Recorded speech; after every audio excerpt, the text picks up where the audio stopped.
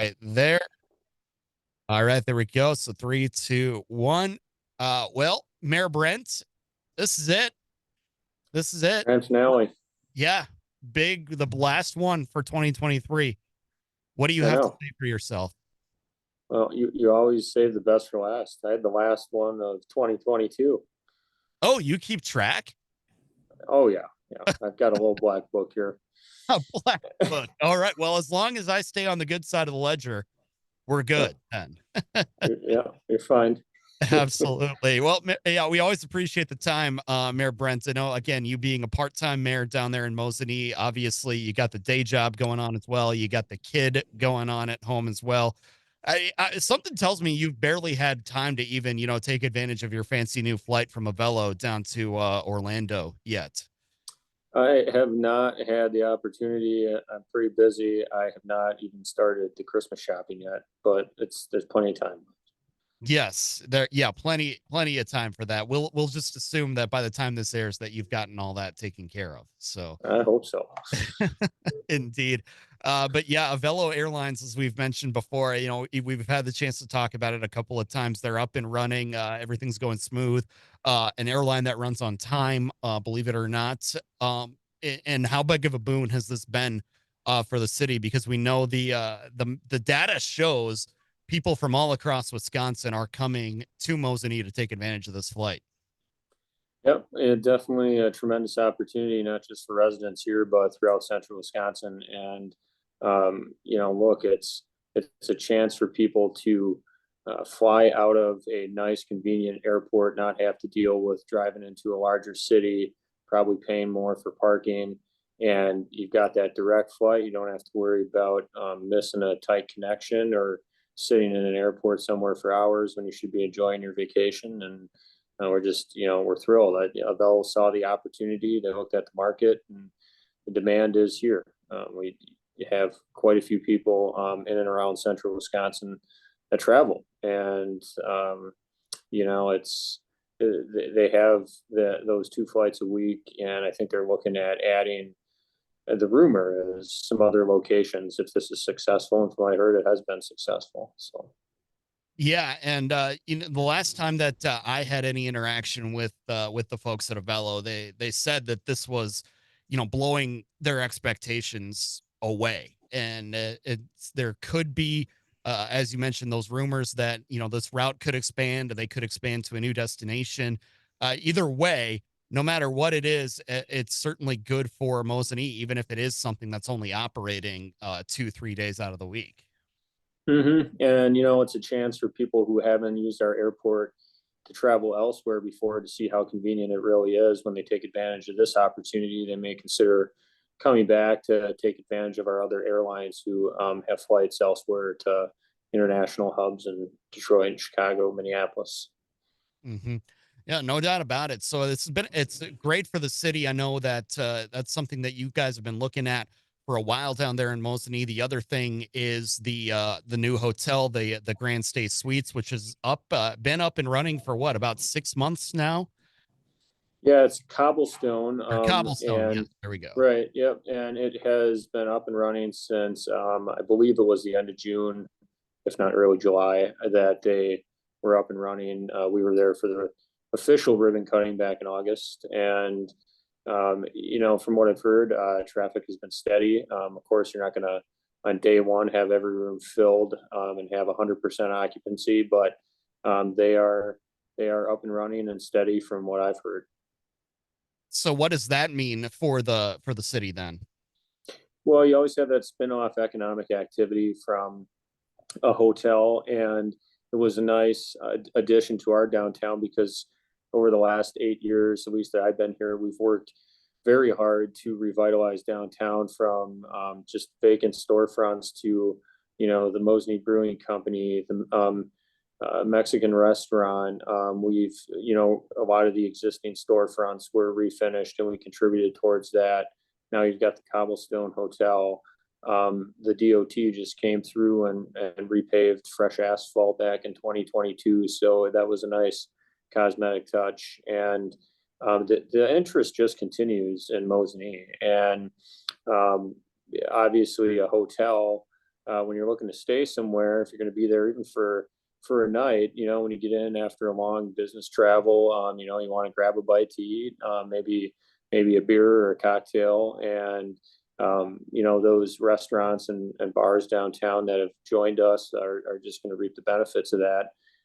And so people see that, and it's not only convenient because it's close to the airport, and they can get back to the airport when they're done sooner and not have to worry about catching the right connection with a cab or an Uber. And now they have other things they can do where they're here at the hotel. So Yeah, no doubt about it. And I know this was a long process for you. It's a process that you were able to get finalized and completed despite the travel challenges that came with 2020, or excuse me, 2020, and the subsequent year that followed. Is there now, and now that you have an amount of data to present, is there now a possibility that this could lead to further development, or are you, I guess, for lack of a better term, out of the hotel business for now? in terms of further hotel development, I don't know that that's necessarily on the radar right now, but it's always a possibility. I mean, we'd love to see a conference center someday, on land, perhaps out by the airport, but that's longer down the road in terms of what we want to do. The hotel, though, has certainly generated interest, even before it was open, by other businesses coming to downtown. A friend of mine opened up a music venue that's actually adjacent to the hotel, and I think once or twice a month hosts up and coming traveling bands that will come through and play a gig there. And it served as a coffee shop for some time during the day. So he should benefit from hotel patrons as well. So people are seeing some of those anchors when they decide whether or not to open up a business in Mosinee. Yeah, and it's all obviously growth like that has been great to see. I know growth has kind of been the theme of your tenure as mayor. I believe, correct me if I'm wrong on the statistic, and I know you will. The growth in Mosinee was actually outpacing the growth elsewhere in Marathon County at one point, and that's obviously a Mhm. trend that you'd like to see continue. Yeah, it did. Based on the last census, our rate of growth in Mosinee outpaced, I believe, Marathon County and the state of Wisconsin as a whole.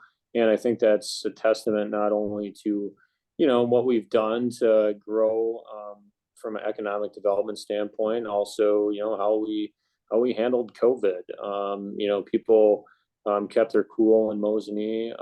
Businesses, the school district, we tried as much as we could to go about life as normal. And for that reason, we saw people, flock from other communities that may have not went the same direction to try and maintain a normal life here in Mosinee, and have found it to be a wonderful community and stay.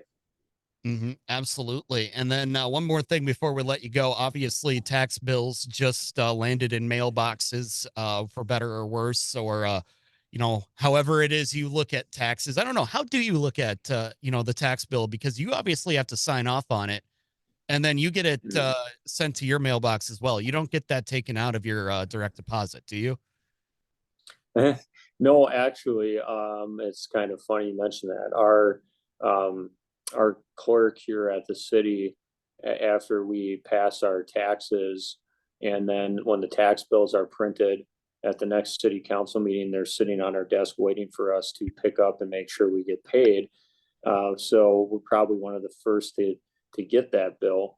I do sign off on it. I don't have a lot of power when it comes to the actual vote on it Hmm. because I'm not a voting member, and we have a sort of weak form of mayor in the Sure. city, in the sense that my veto power is not much because we have a 6-member council and it's a 2/3 override. So a majority is the same as an override, if that makes sense. So, Hmm. so really my power comes in, I guess, just trying to be persuasive with the council and throw my 2 cents in, and also working with staff to craft that budget that gets presented to the council for consideration. But I supported it this year. as I have every year. I've never taken gripes with the budget as a whole. I always demand that we try and target a 0% tax increase, but that just unfortunately often is tough in municipal government Mhm. because unlike a state or a federal government, we only really have one source of revenue, and that's property taxes. Our other source of revenue is state aid. We have no control over what the state's going to give us. We don't have a sales tax. We don't have an income tax like the state or the federal government does. So we're pretty limited as to what we can do, and but we have the same expectations, relatively speaking. Our personnel costs, like everywhere else, increase. The cost of living increases. People expect increases to continue to maintain that standard of living. Health insurance costs, those I can like death and taxes will go up every year. Health insurance premiums are always going to go up every year, and Mhm. that's a huge cost that we always have to combat and try and get creative with. But this year, our taxes did go up more than I would have liked, but the response from the community was that what they wanted to see was they need more street work done, and really public safety. We were severely understaffed from recommendations as to how many officers we should have. And our officer crew is aging. Some are going to be seeing retirement in the near future. So we really needed to look at expanding our force, and we hired three new police officers, or budgeted for those three new police officers. They'll be hired in staggered hirings and trainings. And then two of those three new hires will be moved into the school district to serve as school resource officers. And we share that cost proportionately with how much time they're there with the school district. And the school district really stepped up to put up a large sum of money to help us get those officers hired. I am happy to say though, that, and I do remind people, you say look at a tax bill. Um, there was a time someone told me where every taxing entity sent its own bill. So you'd get a bill from the school, a bill from the city, a bill from the technical college and the county. Well, we are responsible for sending the bill out Mhm. for everybody. And so people think that it's all us. And you have to look at that bill and say, oh, well, geez, the city actually went up by the least amount out of all those taxing entities. And we did. When you look at our percentage increase, the county, the school went up by more than us. And that bottom line dollar amount is a combination of all those. So I really encourage people to study their tax bill to know who's doing what. So. Yep.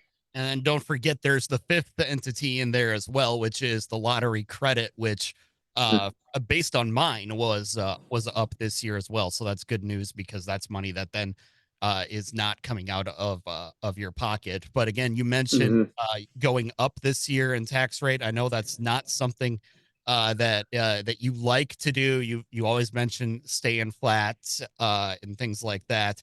And of course, I know based on your political leanings as well, you never want to see taxes going up. That's just one thing that'll make you cringe. But like you said, sometimes it's going to be unavoidable, and it sounds like this was just one of those times.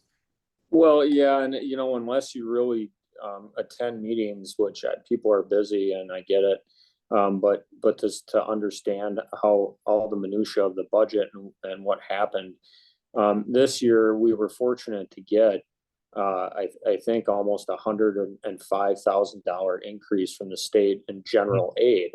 However, we also lost um, something around $40,000 in transportation aid and $15,000 in expenditure restraint aid. And the reason why is because our transportation aid went down simply because we had to cut back on road projects the last several years. And it may seem funny, but the less money you spend on roads, the less you get in transportation aid. And I guess that makes some sense, but it's on a multi-year average. So was the year that we hit that calculation where our aid went down. Now that will go back up in the future because we're going to be spending a significant amount next year on a major street project and several other smaller street projects.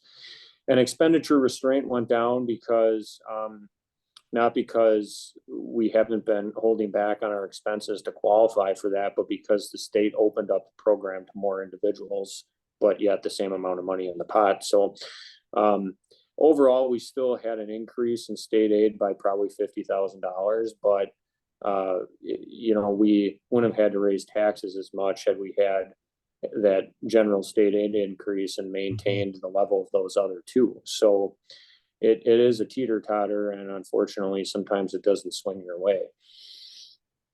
Yeah, and hey, you know what they say? There's always next year too, right?